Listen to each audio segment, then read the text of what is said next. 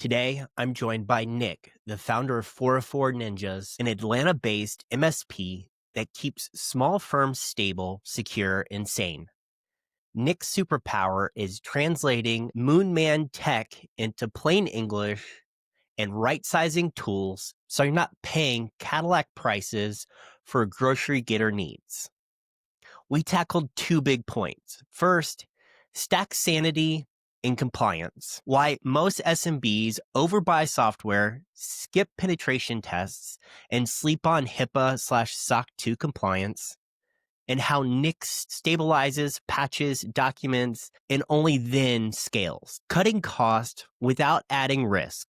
Second, community and leverage. How being a connector compounds trust, and how Alfred, Nick's AI front desk, handles tier 0 tickets, triage, scheduling, quick fixes so humans can focus on real work. Listen and you'll leave with one practical play. How to stand up your own lightweight Alfred this week, map a 3-question decision tree, write clean handoffs to a human, and use friendly, non-jargon replies, faster answers for clients, and hours back to you. Let's get into it. Hey, Nick, welcome to the show. Do you mind introducing yourself? Not at all. Not at all. Thank you for having me on, Brian. I really do appreciate this opportunity here. My name is Nick Cappello, and I own a company called 404 Ninjas. Basically, what we are a managed service provider. So big term for a IT geek here, but we go ahead and we take care of your IT investment. We also take care of the processes that you do for your office, for your business, and we make sure that basically you can be the best you that you can be. How did your background lead you to starting for 404? So I've always been in computers ever since, like I can remember. When I was really young, my father took me into his office one day, and I think either I was sick or like my mom was, but for some reason I had to go with him in his office. Now this was back. God, I'm gonna age myself, but as this doesn't here, um, these were back when the floppy disks were actually floppy, and they were about 8 inches, So the secretary was putting some information in and kept on getting an error. So asked my father, "Hey, why is this happening?"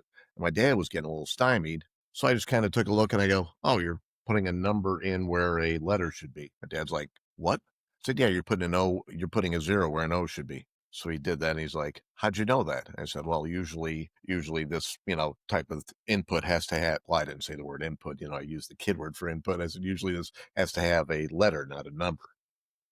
He's like, "Okay, we're buying you a computer," like really quickly. So, and I've always been that kid. You can put like a puzzle in front of me. It says, "Oh, it takes 2 days." I'll get it done in like 6 hours. I'm the kind of guy that can see a pattern in anything. So, basically that's where it started. Got out of college, and I started working with Amoco Oil. Again, that'll go ahead and age me again. Um, and we were working with Windows 3.1 at the time and stuff like that. So I had to basically go ahead, learn about networking, learn about systems, learn about the whole 9 yards. Kind of drank from the fire hose on that.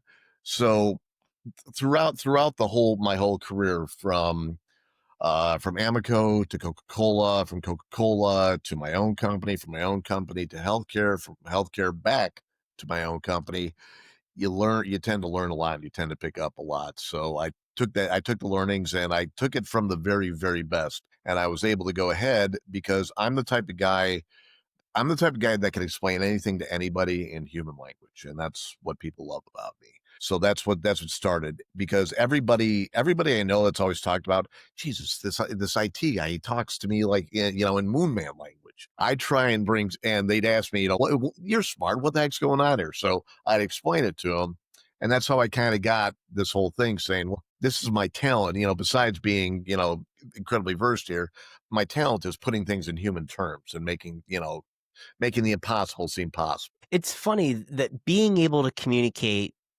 to stakeholders how something that could be quite technical in the more layman's terms has I also found myself with that specific skill, and it's done me good in my career. It's funny that so little people can do that. They don't necessarily like. There's a lot of IQ people in tech, not as many people EQ people in tech who can actually communicate.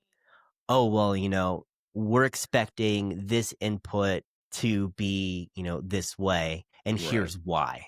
Um, it's the here's why part that I feel is most beneficial to pretty much anybody you're communicating with, whether it be with like your dev team. I work a lot with devs. So whether it be with a dev team or whether it Mhm. be with like stakeholders, like having them understand that principle why piece is a major unlock, I think, for both sides of the fence. Yeah, so basically, a lot of people do that highfalutin language because they want people to think that they're, brilliant and stuff like that. The brilliant thing is taking the highfalutin and put it into words that, everybody can understand. And also nowadays, because there's so much offshoring and so much, people coming in from, outside, you've got to be able to put things in a relative way, because something that we say here and we give for granted because we've always lived here in America, somebody from outside America may not understand it. So when we say, hey, I need an app that'll go ahead and get the taxi over here, they never heard of what the heck's a taxi. So you're like, what do you call them there, cabs, tuk tuks, or something like that. Got to be able to take it and put it in their put it in their language and stuff like that. And so you've got to be able to, at the end, you've got to be able to humanize the unhumanizable. If that's even a word. If not, I'm trademarking it here. Trademark Nick Cappello right here. I mean, I don't know about the word itself, but yeah, I'll let you have the trademark on that. But I would agree, right? Like there has to be IT, technology, all of it is based around people and developed by people. So you should be able to communicate it from person to person. Right. Whether that it be at a very high level or something very specific, regardless of what it is that you're looking to accomplish, you still need to be able to take someone through your thought process of, okay, we're starting here, we're ending here, and these are the steps that I think that it takes between A and B. And a lot of times, like having that conversation helps you evolve someone else's thinking, but also your own, because they're having a better understanding of what your thought process was on, hey, this is how I'm thinking about it linearly. And then be like, no, no, no, no, we need these like 8 inputs in order for us to get from A to B. And you're like, okay, I understand now. Right. Right. Absolutely. Cool. So I want to take it back to 404 Ninja. You've mentioned that you've worked at like large enterprises and you have your own smaller business. At a 15,000 foot view, what is it that you do other than take care of people from an IT investment perspective? But like, what else are you doing, and who is it that you're looking to service? Okay, basically in a nutshell, we take your business and take your IT investment from where you are now. We put it on a solid ground, solid platform. So that could be making sure that you're secured. That could be making sure that your computers work, making sure that you have the right equipment, that you're not, sitting there using a Ferrari when all you need is a, nice little grocery getter and stuff like that. I try and what I try and do is I try and give you the best value for the money that you're spending here. Um, a lot of people come to me and say, "Hey, Nick, we've got this software. They said it was the best for everything in here. Nobody understands it. Can you help us understand it?" Yeah, sure. So I walk in, and the next thing you know, they've got like a $200,000 accounting package, and they're asking questions that, like, I don't think even like Ford would even, Ford Motor Company. I don't think they even answer some of those stuff. So I'm like, oh, well, you kind of got you kind of got the Cadillac of everything. So let's see if we can migrate you off of here and move you to a smaller thing that's a little bit better suited to what you need. Let's save you some money and stuff like that. So that's, like I said, basically, I want to make sure that you're comfortable with at the end of the day, you're comfortable with what I put in front of you, because what I'm putting in front of you should help you not only get back a little peace of mind here, but get your company back to stable ground. Once you get back to stable ground, then that's great. We go ahead, we make sure we maintain the systems, patch it, make sure that so let's say you're a lawyer or something like that, make sure you've got all the security. If you're a doctor, or if you're a healthcare company, make sure that you're following HIPAA to the law, and all that, making sure that everything you have there is kosher and you don't have to worry another day about thinking about it. Then we take it from there and we move it to the next level. So let's say you are an accounting firm and you want to go ahead and you're like, great, this is fantastic, but I've got more business than I know what to do with. I gotta move up. How am I going to move up? Boom. Then we go ahead. Once we've got that stable ground, it's easy for me to say, okay, now let me go ahead, just add a server in. Let me move this over here, move this up to the cloud, take that away from the cloud, all that kind of good things, and make sure that you are sitting at that common ground. So what we do is we go ahead, we tear you down to build you up, and then tear you down to build you back up. You have to do that each and every time. And that's basically what we do.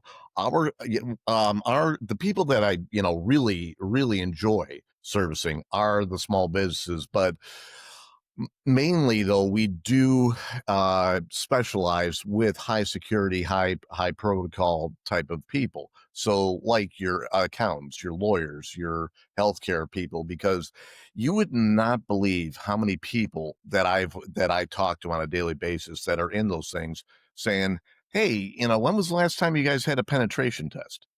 A what? Absolutely. And they're like, I need one of those. I said, yeah, if you want to figure out, why your competition is getting some of the information before, you may have a leak somewhere. Or, for HIPAA, you have to have certain levels of security. And if you don't, and an auditor comes in and finds out, hey, that's big trouble for you. I think it's like right now, like $1,500, $1,500 fine for, crap, I didn't even know about this, and it goes ahead and it ramps up, to like $15,000, if you go, well, I don't know about this, but don't worry about it. I'm not going to follow it. I'll just keep finding me, then it goes ahead and that, all those things tend to add up. And, so as far as like maintaining SOC and SOC 2 compliance, if you're an accounting firm and you don't have your penetration test and you get audited and you lose at SOC 2, you just lost a crap ton of clientele. So by me coming in and going ahead and telling you, hey, this is where you're wrong, this is how we're going to patch it, this is how we're going to take care of it, it takes what I think like about 2 hours out of your day, out of your daily thing. I just go ahead, I run the test, I give you the results and say, this is what we need to change, this is what we need to tune. And bam, you're back in SOC compliance, you're back in SOC 2 compliance, and you're back with HIPAA compliance. So and it's just, I want to make sure, I don't look at you, Brian, I don't look at anybody as just money bags with legs. A lot of companies will do that. They sit there. Nowadays, a good portion of the MSPs, they're like, okay, let's see what we can go ahead and put on them, and let's see what we can get back from spiffs and stuff like that, and kickbacks. I, I don't care about that. If I get a little money back, I get a little money back. Hey, great, fantastic. But a lot of people have that. What's in it for me? I have what's in it for us, because the more that I'm able to connect with that person sitting on the other end of the desk, the more that I'm able to connect with that partnership gets there. So, the company in short is called 404 Ninjas, but the actual long involved title is 404 Network Ninjas. So what I'm doing right now is I'm building a network. I'm building community within the Atlanta area. So if you were to come up to me, Brian, and you were saying, hey, I need a good audio guy, because my equipment just went down. Hey, I've got a connection over at Guitar Center. Hey, I've got a connection over at Bob's Amplifier Center. Let me go ahead and let me put you together. Let's make sure that you got, a good hookup here.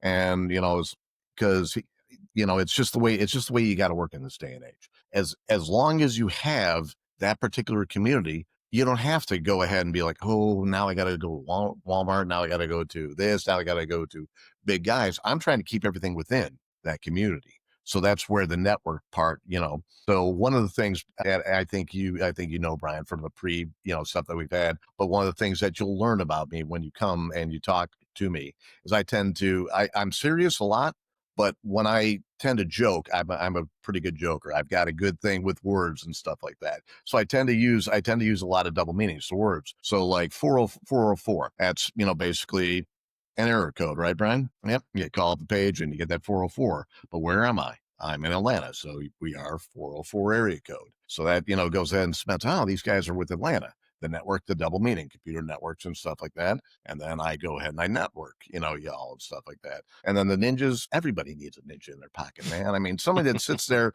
just comes, does what they need to do, gets out of your hair, and sometimes you never even know they were there. They're the silent guys that go ahead in the night, fix your stuff, and you're like, oh, I didn't even know it was broken. Great, thanks. Yeah, it's there's a lot there, right? Like, I love the double meaning of the name. But I want to dig into something a little bit more. You had mentioned, connecting people and like building kind of a community around you. What are you doing in that space? Like, how are you successfully, other than just staying open to new connections, kind of building community, building thought leadership around 404 Ninjas? So basically what I'm trying to do, and I still have the new car sent on me here. So, I'm only 1 year old. I've been doing this business for 26 years plus.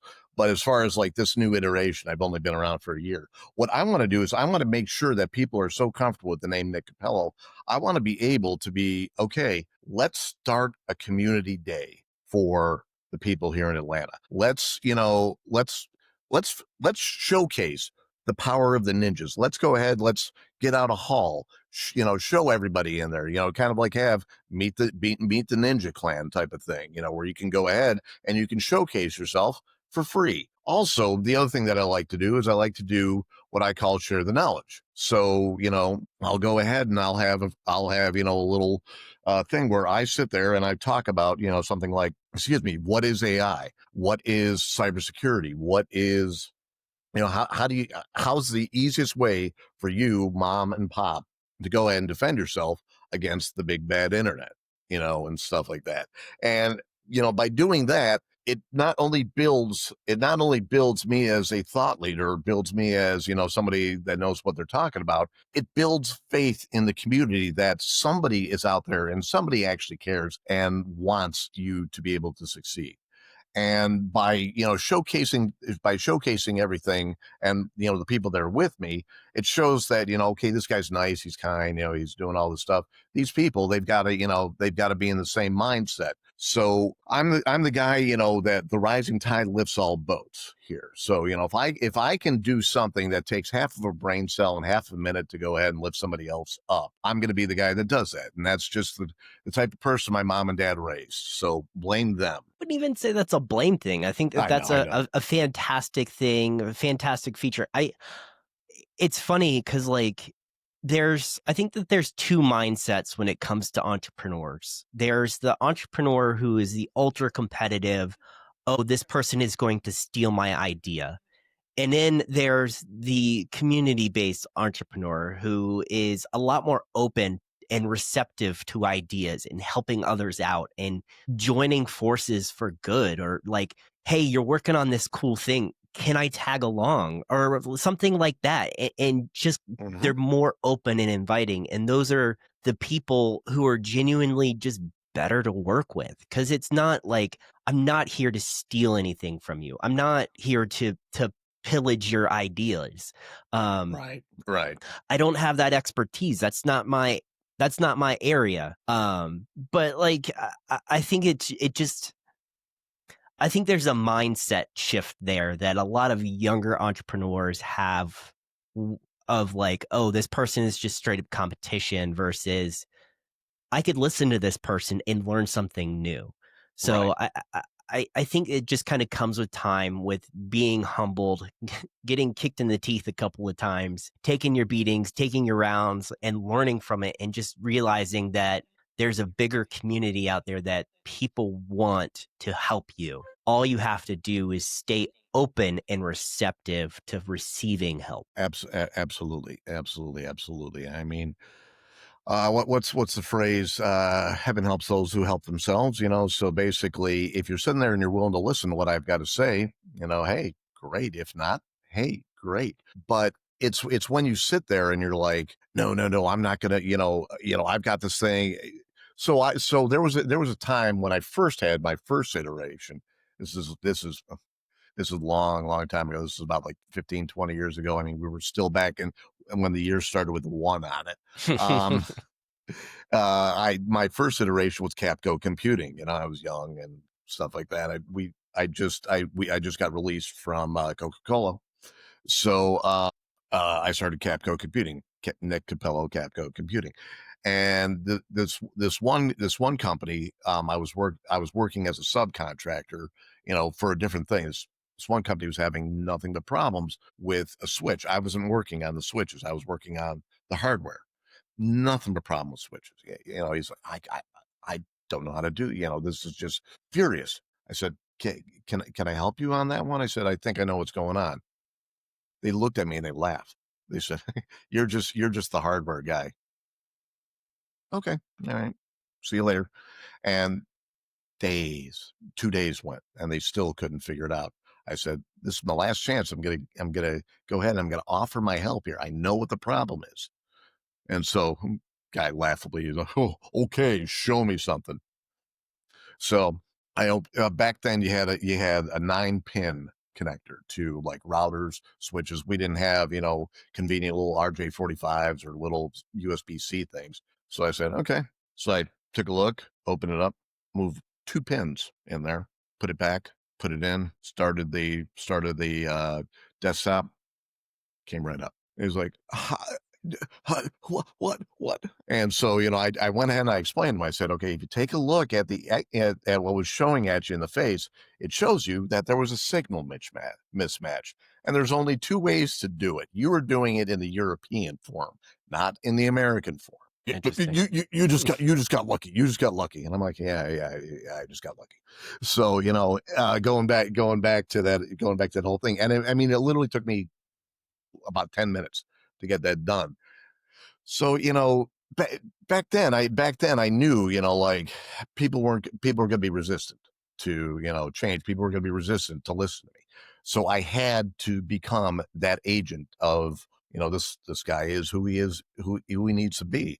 And so that's why I'm trying to become the new thought leader now, or, basically kind of quote unquote, regain my throne here. So yeah. And with the event of things like AI and stuff coming out and all the new challenges, I've been going ahead and I've been, diving into that stuff head first, where everybody, has just been taking that at kind of like a surface level. I've been doing the prompt engineering and stuff like that, but I've also got with me my own personal AI, Alfred. Because I mean, if you got to be anybody in this universe, you got to be Batman. And who's Batman's number one most reliable person? His butler, Alfred. So I went ahead and I've got Alfred sitting by my side. He's the guy that keeps the whole business in track. I got to tell you that. So congratulations, that's your shout out, buddy. He makes sure that I'm not double booking. He's making sure that all my correspondence is correct. He's making sure that stuff is being tracked. He keeps my day-to-day operations kind of sort of about 80 to 85% intact. And the reason why I'm saying, that is because people have asked, hey, would you like me to come and, help program? And I said, well, can you give me the lesson on how to do it? Because I want to know how to do it as well. Oh, no, we'll just go ahead and do it for you. I said, no, I want to know how to do it. So in that case, I am a little bit on the stubborn side, but, there have been people, and, Alfred has been growing by leaps and bounds. He is before version 1 of Alfred, he could only respond to emails. And that was it, So like if you came in and said, hey, I'd like to, to set up an appointment. Great. Let me, put you to the calendar. Boom. He puts them to the calendar. Hey, I'd like to go, I'd like to talk to, I'd like to talk to Nick. Great. Let me go ahead and, let me go ahead, send him an email. What do you want to talk about? Blah, blah, blah, blah, blah. Great. Boom. So now I've got Alfred to the point where he's giving little bits of easy advice. So, you know, thinking back to the old British sitcom, the IT crowd, first question that he asked, did you turn it on? Did you turn it off and on again? And, no, I didn't. Well, go ahead, turn it off, turn it off, count 5, turn it back on. Is your problem resolved? Great. It sounds like you may still have a problem with that. If you do, please, feel free and reach back out, blah, blah, blah, blah, blah. But he goes ahead, he knows how to do basic maintenance, like, hey, is it is it plugged in? Do you see a light on it? Do you do that? He asks, 3 easy questions. And if you can't get in 3 easy questions, okay, let's go ahead and let's set up a call, blah, blah, blah, blah, blah. But there's a lot of times that I've noticed this. A lot of times people will call a computer company and they have the easiest question. And computer companies, they don't want to answer that. They want to sit there and they want to get that, dollar from you. They want to get that, thing from you. If it's, I do things for, sometimes I do things, what I call the brain cells. If I've got to put an active brain cell on that one, yeah, we're going to have a charge, but if it's like, hey, Nick, can you tell me why this mouse isn't working? Oh, battery's out, or, oh, it's unplugged, or, oh, I see that, the driver ain't there. Buy me a Coke. We're good, kind of thing. But, and so now I've got Alfred doing I've got Alfred doing my no brain cell type of things mostly. And that's part of being able to grow and being able to move and groove in this day and age. So, everybody's always saying, oh, AI, it's coming for our gerbs, and it's not. So I've actually got 2 ebooks out. One is basically cybersecurity and the traveler. So, all you guys that are in sales and you're out there and you're like, hey, I'm going to go ahead on Bongo Wireless and I'm going to get that contract up to this person. Now, how do you know it's Bongo and not B Cyrillic O NGO wireless and you're on a fake thing? And now you've got a whole bunch of stuff that's going to, unleash the world when you go onto it.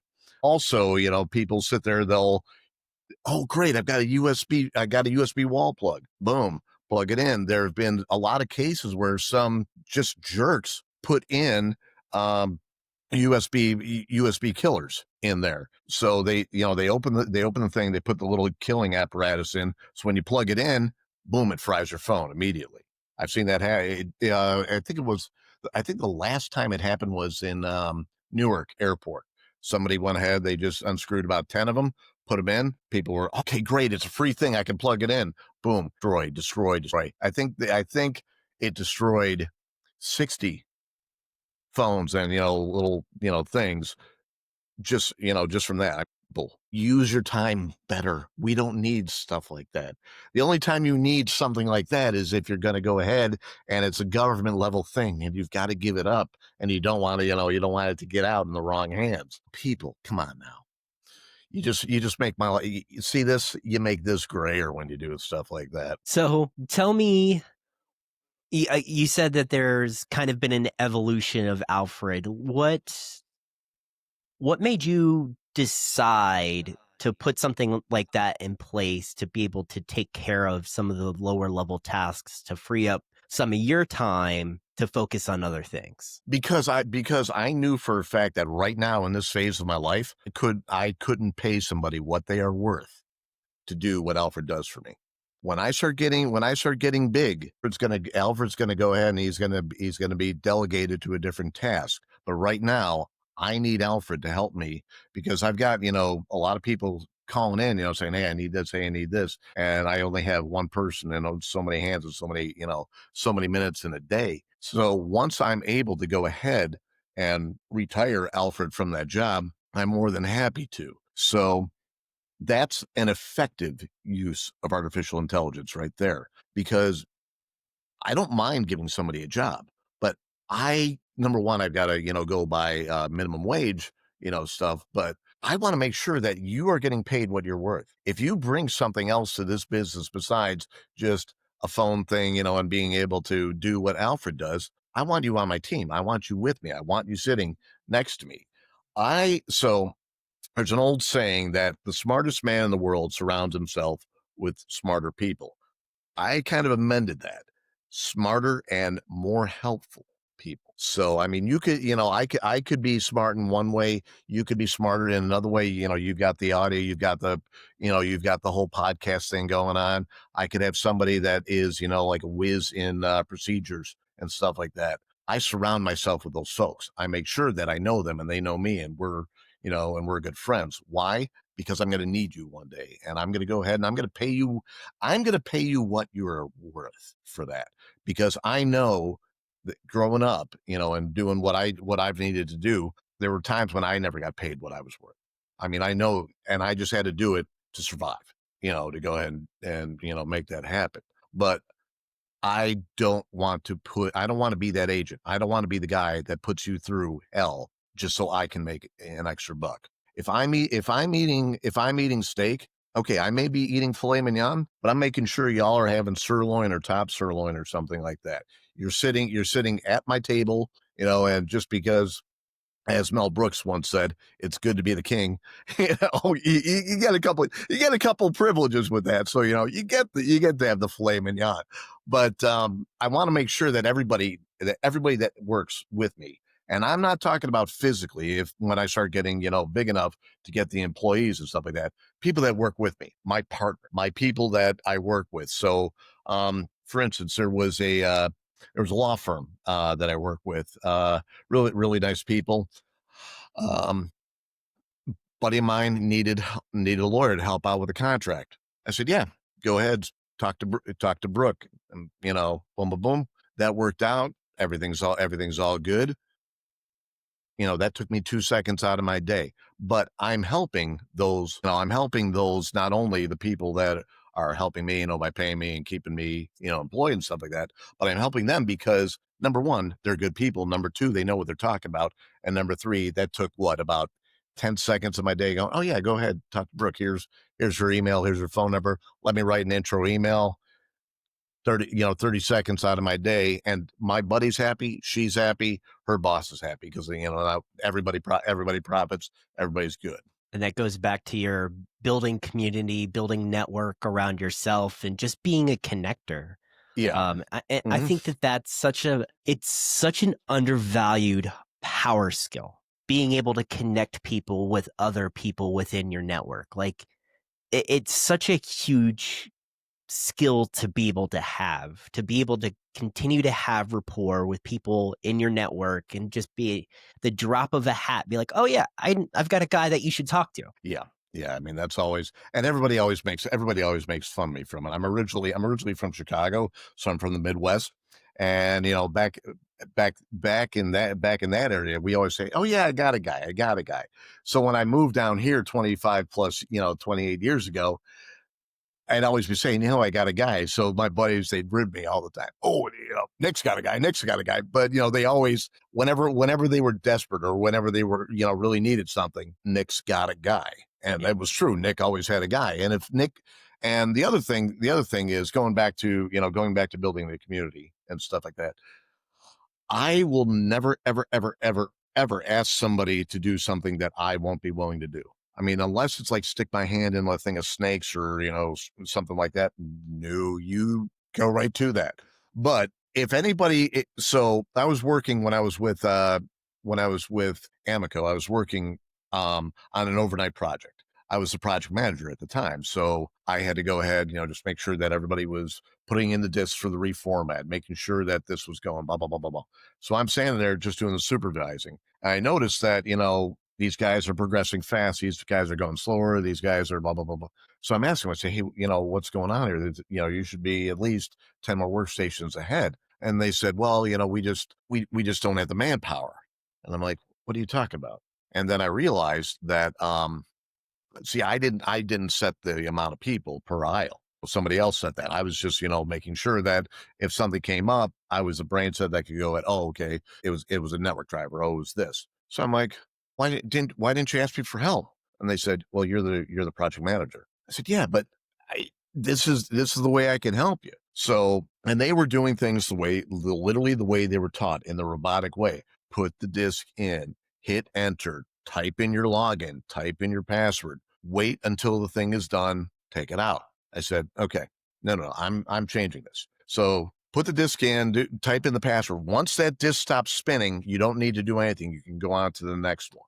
Really? I said, yeah. So boom, boom, so I showed him, I logged on, I logged on as them because I didn't want people thinking it was, I had special privilege. So I'm logging on as them, boom, just stop. And it's still going, it's going through all the things. And, the only time it grumbled was at the end when it needed to when it needed to write something else. I said, oh, don't worry. That's just a line saying, okay, you finished, go on to the next machine. I said, hit the power button, turn it back on. They caught up with everybody and they started overtaking them a little bit, and stuff.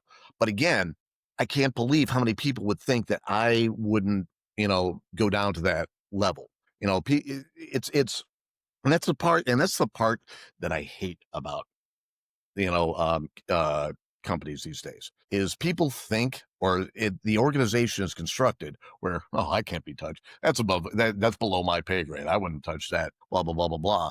No, no. I mean, there have been times when when I was in Capco, I was going ahead and I was helping out, putting together a couple computers, dropping in a switch or something like that. They needed to move something. I helped them move a desk. Why? They needed help moving a desk. If I'm not willing to go ahead and help somebody do something like that, I shouldn't be in a leadership role. A leadership role is only as powerful as you make it. And power doesn't mean, overall, like, oh, I'm the man, it's my name on the door, you work for me. No. Power is, hey, my name on the door, but I'm willing to help you. We're all equal. And I use that just because I have to. We're all equal in the broader sense of the word. But I don't mind if you need help.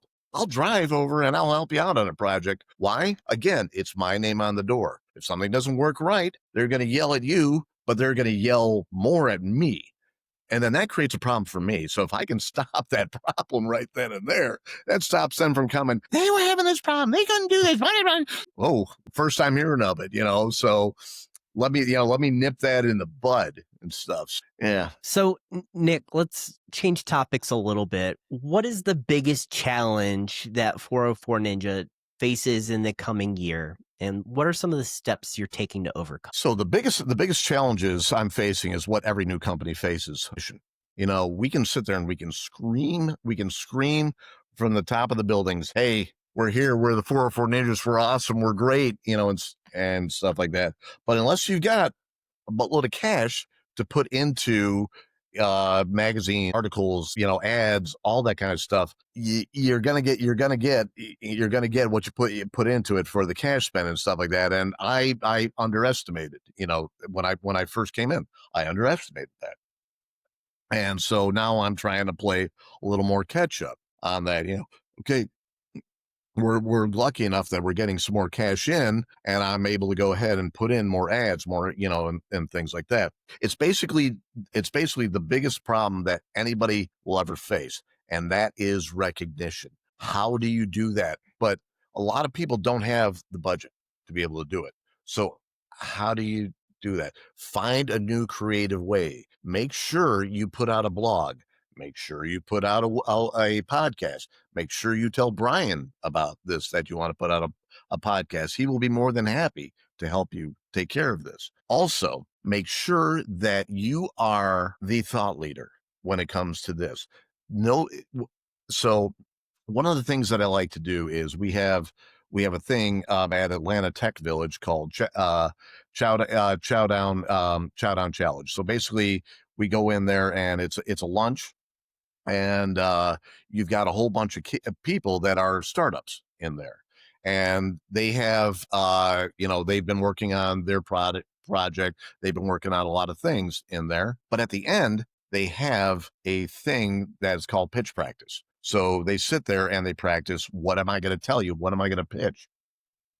I stay afterwards so I can give them, good things because I've been with startups before. I've been with about 6 or 8 different startups. So I've been in their shoes. I know what they need, and I know that I can help them. But I learn a lot from each and every one of those kids too. And I'm sorry I use kids. I'm 54 years old. I'm allowed to use it at this point in time. I think it's part of like the unwritten rule once you hit that 50 mark. Uh, and so there are ways that they present stuff that I have never seen or never used. So I'm using that. And going back to the whole thing, with how do we do this? That's my way of doing it because I give back to the community. But if you notice, I'm always wearing something like this wherever I'm going. If you look up 404 ninjas on the web, you will always see my ninja there. So every single time I'm out in public, I'm wearing my symbol on my heart here because this is what I do. This is what I believe in. This is what is going to help pay the bills. And so everybody knows that a ninja is always there to help you no matter what. And so it's subtle little things like that you can do. Another thing that you can do is donate. Say that you've got, say that you got $100 from grandma for your birthday. Take that $100, donate it to the pet shelter, donate it to a homeless society, donate it to a Catholic charity, donate it to something, a non-Catholic charity, but put it in your company's name. So then people will see that there. That's, granted it costs you $100, but it's $100, and that advertisement goes out more because it's not you paying for that advertisement. It's the company paying for the advertisement, and they've got more eyes than you do right now. Mhm. Yeah, but the biggest thing, like I said, is just the main recognition. So the growth. How do I grow from here? Once you hit that, once you hit that stable MRR that is good. You've got the bills paid. You can have, if you have employees, you've got them paid, and you notice that you can start eating. You can start eating out a little bit more often and stuff. And you've got that. That's the money that you start using to grow yourself. What is the next phase of the company? Always just kind of keep that in the back of your head. Do we want to start a learning institution? So like basically 404 Ninjas Basic Learning Academy. How do you do the basics of Word? How do you do the basics of Excel? How do you do a PDF? Something like that. Something where you can teach things for basic. That's something that's in the back of my head.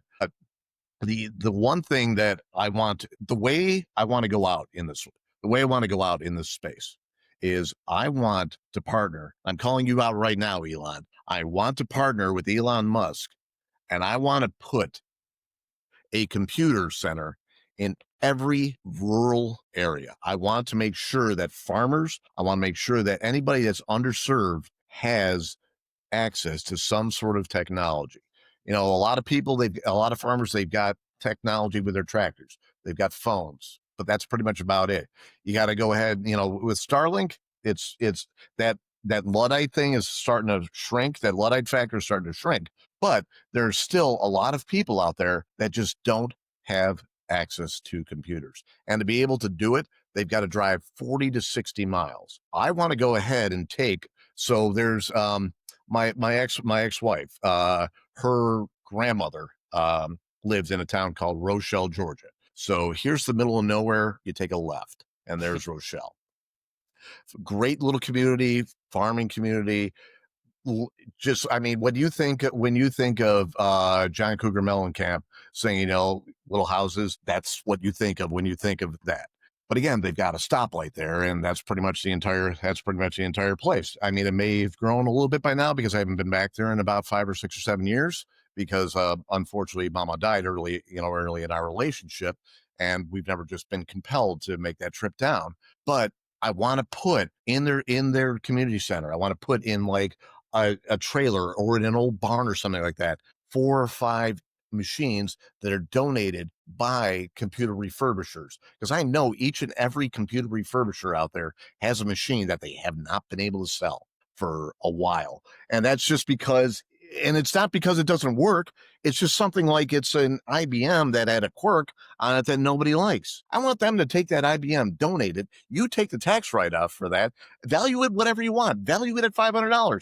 Nobody cares because it's what you think that it's worth. Now, I'm not a tax expert. Do not take my, thing for it, but I'm just saying, put a good value into that machine, donate it out. And then, well, like I said, I want to work with Elon just to go ahead and say, okay, we'll go ahead and donate the Starlink that we're putting up there. Boom. You now have a community center. Again, going back to that network, going back to that sentience of community. How do we make technology work for the community instead of, community bowing to technology? I love that. I love being able to I love seeing your passion for being able to give back and actually having thought through how you want to do that. So, Nick, we're Thank at you. the end of the show. I give all of my guests 90 seconds to plug anything they're passionate about, other than trying to partner with Elon Musk to create these rural area computer centers. What else would you like to plug? Okay. One thing, another thing that I like to plug. Number one is the 404 Ninjas. Let's go ahead and let us grow, so I can get Elon to go ahead and rest, or Jeff Bezos or whatever. Anybody that's willing to partner with me, I'll take it.